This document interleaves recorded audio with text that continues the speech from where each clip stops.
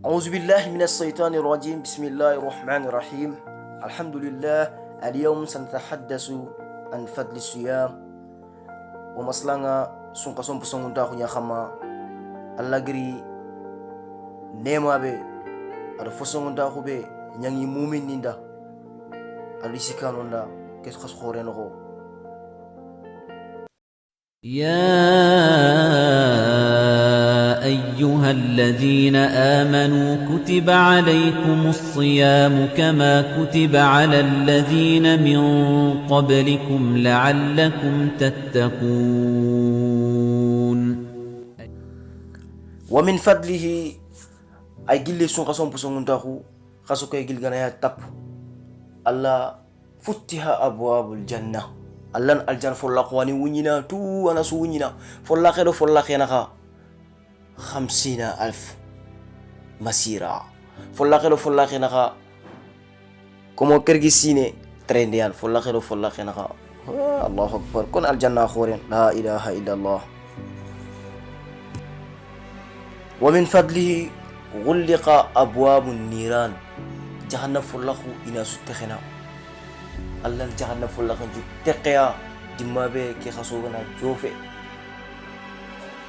فوسجن سياتين نيا شيطان نيا فوفو فبرياغن الله نسرغنا ستونغي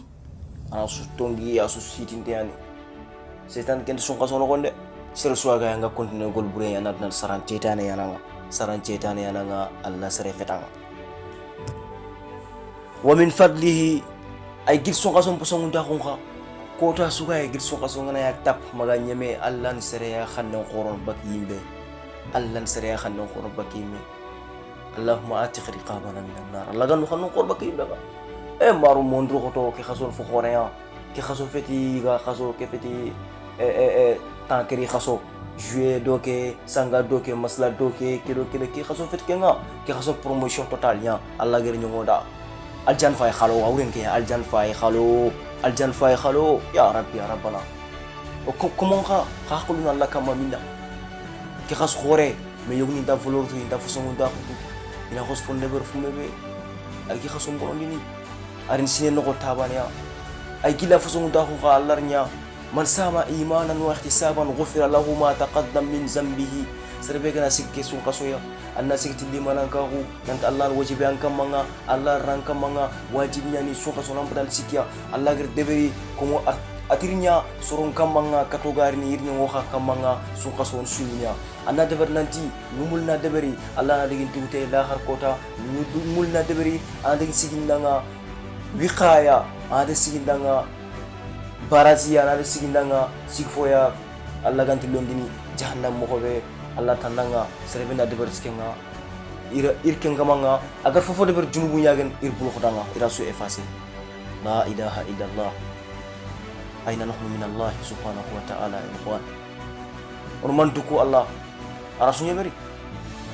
والله يريد أن يتوب عليكم ويريد الذين يتبعون الشهوات أن تميلوا ميلا عظيما يريد الله أن يخفف عنكم وخلق الإنسان ضعيفا دخلوا من تغلام بنتيا يعني يفوفو إلى سنو لدانا والمن دوكيتا يا إخوان لا إله إلا الله الله أكبر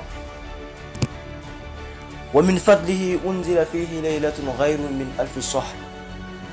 أي كيف تسون قسم بسون تاخو على وروانيا وروكي أمبو وجوني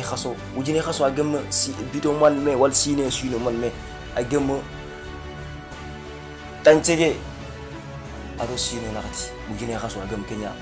serbe gana sikken roda imanan wa ihtisaban Allah tiran jini ngiri khafiran langa angel fofo de beri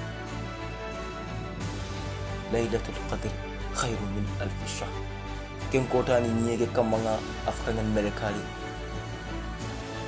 di mangenga wa jibril ay kifniya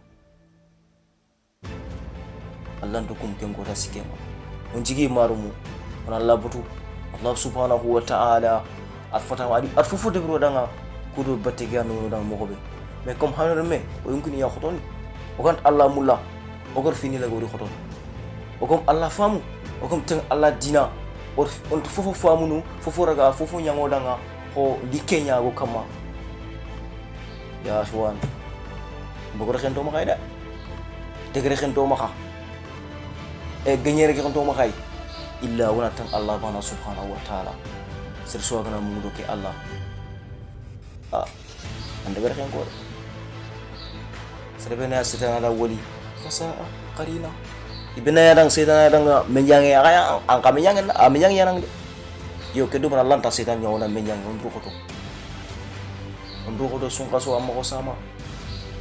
ku vitamin legerundo ona fanke ona siyala kudo malla yampono makaya anu min timme fo brian deberna kota su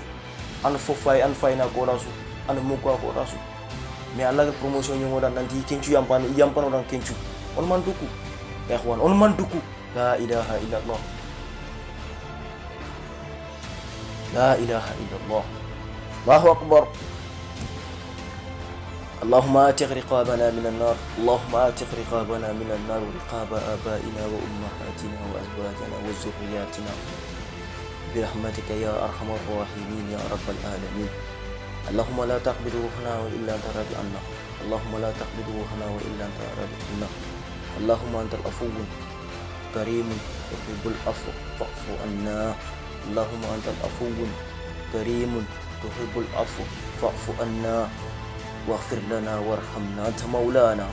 يا ربي يا ربنا أنت مولانا فانصرنا على القوم الكافرين